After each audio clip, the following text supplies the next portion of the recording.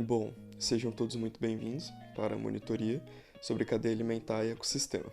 Então, bora lá. Os tópicos abordados aqui serão uma resolução de questões de cadeia alimentar e resoluções de questões de ecossistema. Porém, eu trouxe também para vocês um resumozinho de como que seria, quais são os ecossistemas mais importantes e o que é ecossistema e o que é biosfera. A biosfera ela pode ser dividida em biociclos, né? O biociclo terrestre, o biociclo do ciclo e o biociclo da água salgada. E esse equilíbrio e interação que tem entre os três, né? Representado aqui pela terra, pelo mar e pelo lago, esse equilíbrio gera a nossa biosfera. E essa biosfera ela é capaz de produzir algumas características em certos pontos, né, do planeta, que dá para a paisagem, para a natureza, alguns nomes, né, que a gente entrega. Como, por exemplo, aqui a gente tem vários exemplos de localidades com características importantes e únicas, né? Então, temos a savana, representada também principalmente pela África, e é uma vegetação mais rasteira, uma vegetação com muitas árvores também. É uma vegetação típica de clima mais seco, né? Não que não tenha água, mas é um clima mais seco, chove menos. E em contrapartida, né? Fazendo um paralelo, tem uma floresta tropical. A floresta tropical apresenta a maior biodiversidade dos planetas, né? Do planeta, porque é aquilo, quanto mais água tem naquela região, mais a vida vai conseguir prosperar. Então temos árvores com grande porte, árvores com pequeno porte, temos muitos tipos de animais, uma variedade gigante de animais, principalmente de insetos, né, de artrópodes. E novamente fazendo um outro paralelo, o deserto. O deserto ele tem praticamente nada e muitas pessoas confundem falando que no Brasil a gente tem deserto e não, a gente não tem deserto no Brasil. Os desertos que a gente conhece são desertos principalmente da África subsaariana e deserto do Wyoming também, mas nós não temos desertos no Brasil, caracterizado pela inexistente ou então baixa vegetação, e animais também são muito raros, animais de grande porte então quase não existem. E temos também a tundra, representada por um clima mais frio.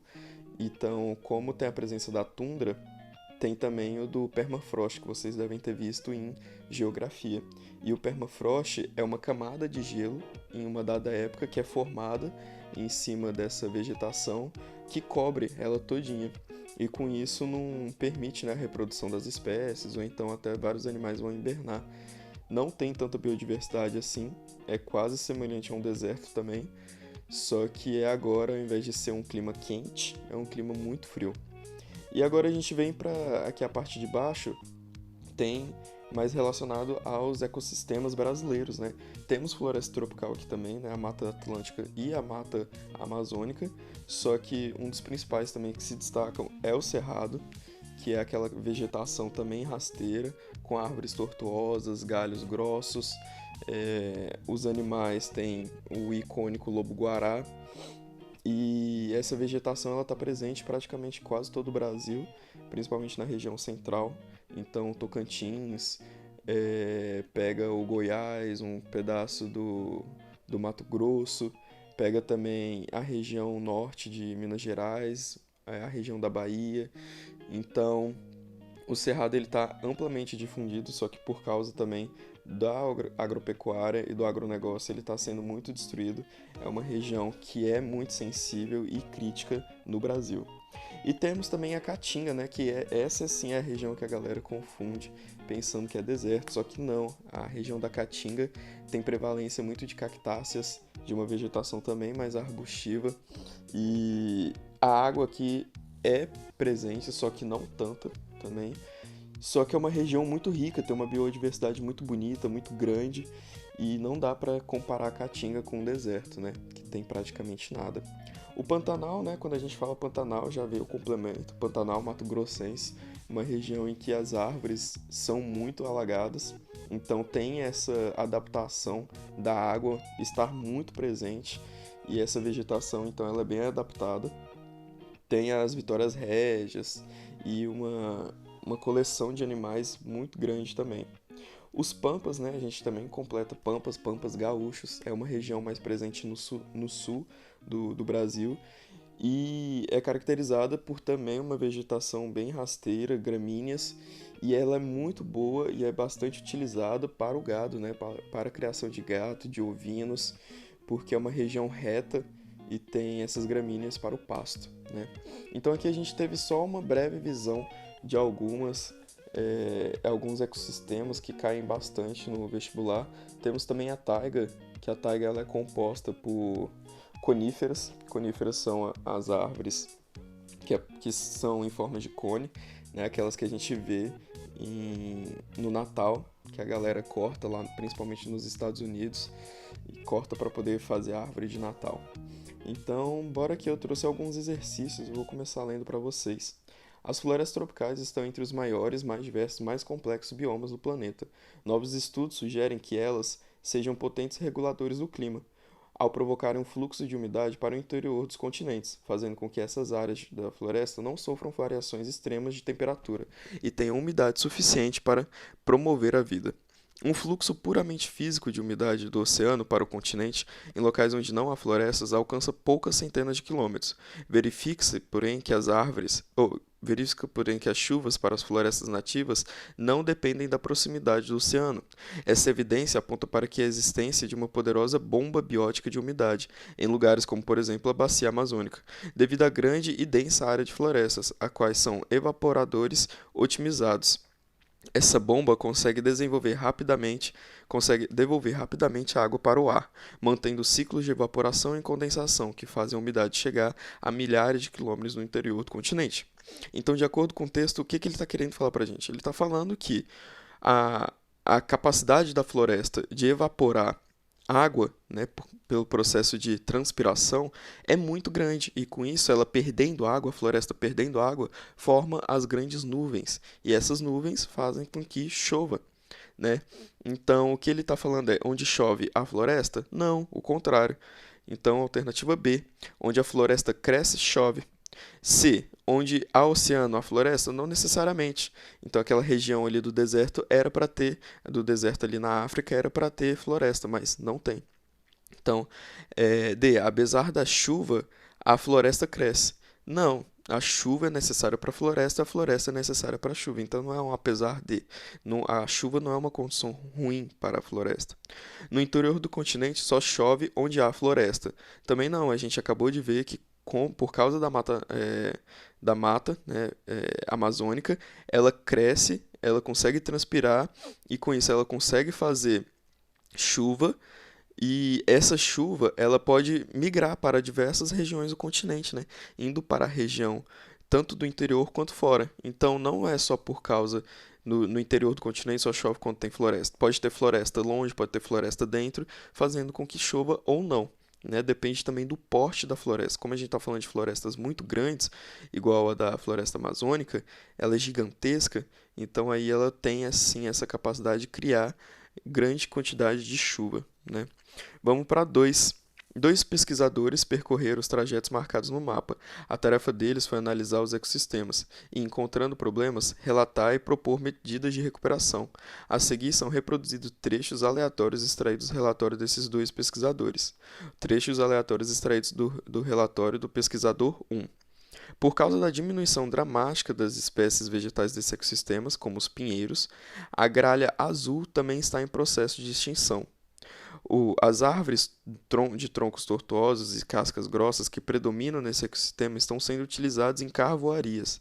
Agora a gente vai para os trechos aleatórios extraídos do relatório do pesquisador 2. As palmeiras que predominam nessa região podem ser extraídas de substâncias importantes para a economia regional. Apesar da aridez dessa região, em que encontramos muitas plantas espinhosas, não se pode desprezar a sua biodiversidade. Bom, então, pelos trechos 1, 2, 3 e 4, ele deu as características, né, dos ecossistemas e fala para a gente dar o nome sobre qual é esse ecossistema. O 1, ele diz, por causa da diminuição dramática das espécies vegetais desse ecossistema, como os pinheiros, a gralha azul também está em um processo de extinção. Então ele está falando sobre a mata de araucárias, tanto que a gralha azul é um símbolo regional de algum estado da região do sul que eu esqueci. Mas os pinheiros, eles estão sim presentes nas matas da Araucária. Então, a gente já pode até marcar a alternativa correta, seria B, mas vamos continuar. As árvores de troncos tortuosos e casca grossa predominam nesse ecossistema, sendo muito utilizadas em carvoarias. Estamos falando do cerrado. O cerrado tem sim uma madeira com uma casca muito grossa que tem que ser resistente ao fogo, porque o fogo está muito presente nessa região quando ele é natural e não quando ele é provocado pelo ser humano. Então, essa casca grossa e tronco tortuoso são características do ecossistema cerrado. 3. Das palmeiras que predominam nessa região podem ser extraídas substâncias importantes para a economia regional. Está falando sobre a zona dos cocais, que tem palmeiras muito importantes, como a carnaúba, o babaçu. Então, essas palmeiras são importantes, são extraídas, por exemplo, a carnaúba chamada de árvore da providência, das folhas você consegue fazer o telhado da sua casa, a madeira você consegue fazer os móveis, e essa seiva dá para ser utilizada, né, para produzir substâncias muito importantes. Então, essa região, que é da zona dos cocais, está presente no Nordeste brasileiro. Então, a alternativa continua sendo a B. E, por fim, 4. Apesar da aridez dessa região em que encontramos muitas plantas espinhosas, não se pode desprezar sua biodiversidade. Estamos falando da caatinga, né? E quando ele fala plantas espinhosas, cactáceas. E a aridez, o solo realmente é muito ácido, então é difícil o cultivo nessa região. Então, alternativa letra B é mata de araucárias, cerrados, zona dos cocais e caatinga. Vamos para 3. Qual das regiões fitogeográficas brasileiras se revela as características presentes de duas estações, uma seca e uma chuvosa, solo muito permeável, com baixo teor de nutrientes e baixo pH, presença de lençóis de água a grande profundidade, vegetação constituída por gramíneas e plantas de pequeno porte, com galhos retorcidos, casca espessa e folhas coriáceas. A gente está falando então aqui do cerrado, né?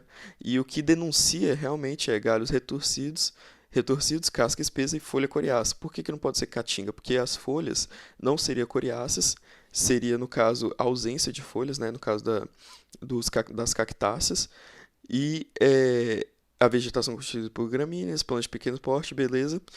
E o solo, no caso da caatinga, não é tão profundo assim. No cerrado, sim, o solo é muito profundo, e lá embaixo é que está os lençóis freáticos, né? Por isso que a maioria das plantas do cerrado tem que ter umas raízes muito grandes para poder alcançar o lençol freático. Então, a questão 3, alternativa B. Vamos para 4. As florestas tropicais possuem maior diversidade biológica do que as temperadas. As florestas tropicais possuem maior diversidade vegetal e menor diversidade animal que as savanas. As florestas temperadas possuem maior biodiversidade que a tundra e as savanas possuem maior biomassa que as florestas tropicais. Então, vamos de novo pela 1. As florestas tropicais possuem maior diversidade biológica que as temperadas? Sim, porque as florestas tropicais elas apresentam grande quantidade de água, elas são, em geral, maiores do que as temperadas. Então, tem sim maior biodiversidade. A alternativa 1 está correta. 2. As florestas tropicais possuem maior diversidade vegetal, verdade, e menor diversidade animal que as savanas. Não, errado, ainda continuam tendo maior diversidade animal. As florestas temperadas possuem maior biomassa do que a tundra. Sim, as temperadas têm maior biomassa que a tundra, porque lembra aquilo que eu comentei com vocês. A tundra é uma região praticamente desértica, só que agora de frio, e que fica congelada boa parte. Então não tem tanta biomassa quando ele fala tipo quantidade de animais, quantidade de plantas, porque é uma região muito inóspita, né? Então as florestas temperadas não. Florestas temperadas elas têm sim grandes quantidades de biodiversidade. E com essa biodiversidade vem uma biomassa maior. Então, 1 e 3 até agora, e isso nos dá a alternativa D. Né? Mas vamos para 4. As savanas possuem maior biomassa que as florestas temporais. Não, as florestas tropicais são gigantescas, né? Então não dá para ser essa alternativa. Vamos agora falar sobre cadeia alimentar, né? Cadeia alimentar chama-se cadeia alimentar ou cadeia trófica, a sequência linear de seres vivos em que um serve de fonte de alimento para o outro. Para ser completo, precisa de produtores, consumidores e decompositores. Então aqui eu trouxe um exemplo para você de uma plantinha que está recebendo energia solar e com isso ela consegue produzir o seu próprio alimento. Só que vem um cervo e esse cervo come essa plantinha. Então ele passa a ser o consumidor primário. O consumidor primário, eles são marcadamente são geralmente marcados como os herbívoros, né? Então, os herbívoros eles são consumidos e predados pelos consumidores secundários, que são marcadamente nomeados como carnívoros, né? Então temos aqui um tigre que possivelmente come esse cervo e o cervo come essa plantinha. E todos esses três eles estão sob a ação dos decompositores, né? Então quando cada um desses morre, quem vai assumir a cadeia são os decompositores. Então nasce nos produtores e morre nos decompositores. A seta sempre aponta para quem está consumindo, né? Então você nunca vai ver uma planta uma setinha de um cervo apontado para uma planta. É como se fosse a planta que está consumindo o cervo, então não tem como, né? Vamos para algumas questões. O girino vive na água e após a metamorfose passa a viver em terra firme. Quando adulto, oculta-se durante o dia em lugares sombrios e úmidos para proteger-se de predadores e evitar dessecação. Ao entardecer, abandona seu refúgio e a procura de alimento. Como o acasalamento se realiza na água, vive próximo a rios e lagos. Essa descrição do modo de vida do sapo representa o seu. Está falando o quê? Do seu habitat? Não, o habitat é a região onde ele mora, então não está correto. O seu nicho ecológico? Sim, o seu nicho ecológico é como se fosse o seu dia a dia, sua biografia, é o que aquele girino faz, né? Então é a rotina daquele girino, daquele sapo. Então sim, está falando sim da rotina, essa questão, então a alternativa seria B. Biomassa, ecossistema e biotipo a gente viu que não é nas alternativas já passadas, né? Então, B. O equilíbrio biológico de uma comunidade depende da proporção existente entre produtores, consumidores e predadores. Considerando que sejam eles assim representados, 1. Produtores, 3. Herbívoros e 2. Herbívoros e 3. Carnívoros, e que haja relacionamento entre eles, podemos considerar que se 1 e 2 aumentarem, 3 diminuirá. Então, o que ele está falando? Se produtores e herbívoros aumentar, carnívoros vai diminuir? Não, se produtor aumentar, necessariamente o herbívoro também vai aumentar, porque vai ter mais planta para ele comer. E se o herbívoro aumentar, a população de carnívoros também vai aumentar, porque vai ter mais caça para ele poder consumir. Então não pode ser A. B. Se 3 aumentar, 1 e 2 diminuirão. Então, se os carnívoros aumentar, ele está falando que herbívoro e produtores vai diminuir. Não, se carnívoro aumentar, os herbívoros vai diminuir, porque é a caça dele. Só que se herbívoro diminui, não tem predador das plantas, então o produtor aumenta, então está incorreta. Agora vamos para C. Se 2 diminuir, ou seja, se os herbívoros diminuir, os produtores aumentará e com isso os carnívoros diminuirá. Então ele está falando que se os herbívoros diminuir, os produtores vão aumentar. Isso está correto? Isso está correto, porque não vai ter caça para as plantas. E se isso acontecer, se os herbívoros diminuir, os carnívoros também têm que diminuir, porque não vai ter comida para eles. Então, alternativa correta, letra C. Então, vamos para D. Se 1 diminuir, então se os produtores diminuir, 2 e 3 deverão aumentar? Não, pelo contrário, 2 e 3 vão sofrer com isso, porque não vai ter comida para os herbívoros e os herbívoros morrendo não vai ter comida para os carnívoros. E se 3 aumentar, então se os carnívoros aumentar, 1 e 2 aumentarão. Não, se carnívoro aumentar, os herbívoros vão diminuir, os produtores vão aumentar. Então é isso aí, alternativa C. Vamos para 3. Um estudo recente feito no Pantanal dá uma boa ideia de como o equilíbrio entre as espécies na natureza é um verdadeiro quebra-cabeça. As peças do quebra-cabeça são o tucano-toco, a arara azul e o manduvi. O tucano-toco é o único pássaro que consegue abrir o fruto e engolir a semente do manduvi, sendo assim o principal dispersor de suas sementes. O manduvi, por sua vez, é uma das poucas árvores onde a arara azul fazem seus ninhos. Assim, até aqui tudo parece bem encaixado, mas é justamente o tucano-toco o maior predador de ovos da arara azul. Mais da metade dos ovos das araras são predados pelos tucanos. Então ficamos na seguinte encruzilhada. Se não há tucano-toco, os manduvis se extinguem, pois não há dispersão de suas sementes, e não surgem novos manduvinhos. E isso afeta as araras azuis, que não têm onde fazer seus ninhos. Se por outro lado há mais tucanos-toco, eles dispersam as sementes dos manduvis, e as araras azuis têm muito lugar para fazer seus ninhos, mas seus ovos são muito predados. Então, de acordo com a situação descrita, o manduvi depende diretamente tanto do tucano-toco quando dar arara azul para sua sobrevivência. Dar arara azul, ele não depende, né, necessariamente, tipo, diretamente dessa arara azul. Então, nesse caso, a alternativa estaria correta. Ele depende diretamente do tucano-toco para espalhar as suas sementes, né? A arara azul só utiliza o manduvi para poder fazer seu ninho. Então, quem depende do manduvi é a arara azul e não o contrário. Então, B, o tucano-toco, depois de engolir semente de manduvi, digere-as e a torna inviáveis. Não, porque senão ele não conseguiria fazer a dispersão e assim criar novos manduvis. A conservação da arara azul exige a redução da população de manduvis e o aumento da população de tucanos-tocos. Não, se isso acontecer, o aumento tão grande dessa população tucano-toco é o que ele disse. Vai ter muito tucano-toco e esses tucano-tocos vão comer os ovos das araras azuis. Então, não pode ser desse jeito. E D, a conservação da arara azul depende também da conservação dos tucanos-tocos, apesar de serem predadores daquelas. Exatamente, então é aquilo que a gente fala. A natureza é um equilíbrio, por mais que tenha a caça e o caçador, tem que ter os dois presentes, numa proporção constante, ou então que oscila muito pouco para que não haja um desequilíbrio naquela, naquelas duas populações, né? Então, a derrubada de manduvis em decorrência do desmatamento diminuía a disponibilidade de locais para os tucanos fazerem seus ninhos. Quem faz os ninhos são as araras, não os tucanos, então está errada. Vamos para 4. Há 4 séculos, alguns animais domésticos foram introduzidos na Ilha da Trindade como reserva de alimento. Porcos e cabras soltos davam boa carne aos navegantes de passagem, cansados de tanto peixe no cardápio.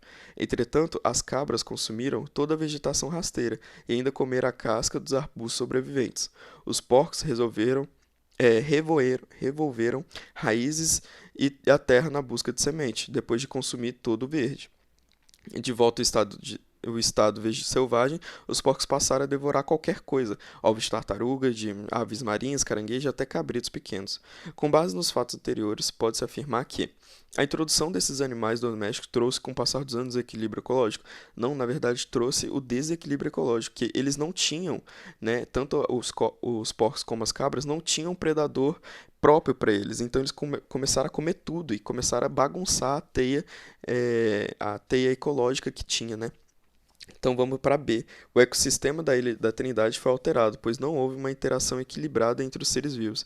Exatamente, essa é a alternativa correta. Foi totalmente desequilibrado e causou todos esses problemas, né, para as populações, tanto de ovos de tartarugas, de aves marinhas, caranguejos, até a flora, né, local.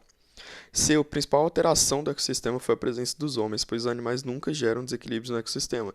Nesse caso, foi o homem que colocou o animal e o animal que gerou esse desequilíbrio, então está incorreto. O desequilíbrio só apareceu quando os porcos começaram a comer os cabritos pequenos. Não, o desequilíbrio ele apareceu quando já foi introduzido porcos e cabras, eles começaram a comer todos os tipos de animal que estava ali naquela região. O aumento da biodiversidade a longo prazo foi favorecido pela introdução de mais 2 tipos de animais na ilha. Bom, colocou 2 tipos de animais, só que pode ter extinguido diversos tipos ali também, né? Tanto de flora como de fauna. Então está incorreta essa alternativa. Vamos para 5. No esquema que segue, os únicos organismos carnívoros descritos que ocupam 2 níveis tróficos são representados pelo número. Bom, então ele está querendo saber qual desses organismos, representados pelo 1, 2, 3, 4 e 5, que tem que ser carnívoro, ele tem 2 níveis tróficos, né? Então, nesse caso, o que apresenta 2 níveis tróficos, a gente vai fazer a análise de cada um. O número 1 seria os produtores, né? Então, ele está no primeiro nível trófico apenas, então não tem outro nível, só está no primeiro. O nível 2, né? O organismo 2, ele está representado como consumidor secundário, então ele só é isso, consumidor secundário, ele também não tem outro nível trófico.